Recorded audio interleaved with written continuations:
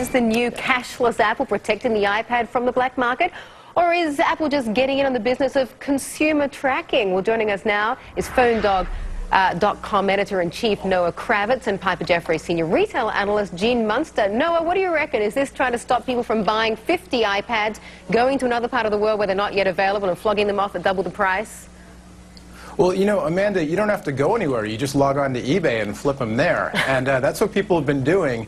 And while Apple, you know, hasn't publicly said anything, confirmed the policy, there was a report actually last month on a blog that got picked up by a couple of more major tech publications about someone who claims he was trying to be a do-gooder, buy the iPads, sell them at cost to people who couldn't get them yet.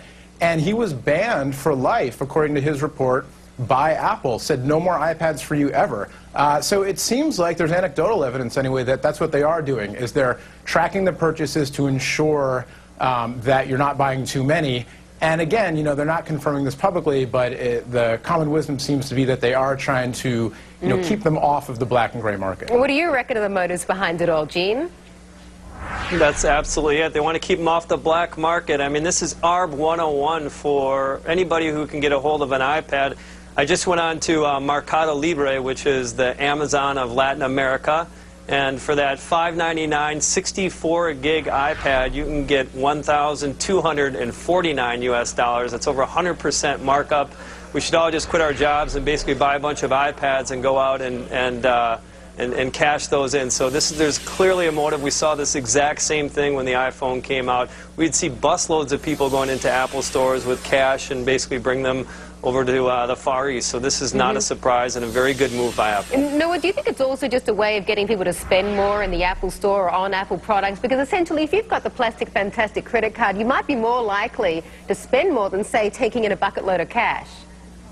Well, you know, if you look at Apple's recent financial reports, they're not having any problems getting people to spend money. So whether it's cash or plastic, and there's certainly plenty of Apple products you can buy with cash, but, you know, their retail strategy has been strong. They're doing well, and, you know, they're in the business of selling hardware. So if there is any kind of ulterior motive, I would think it's that and not collecting data or, you know, anything. They're not selling you to, you know, telemarketers list, that kind of thing.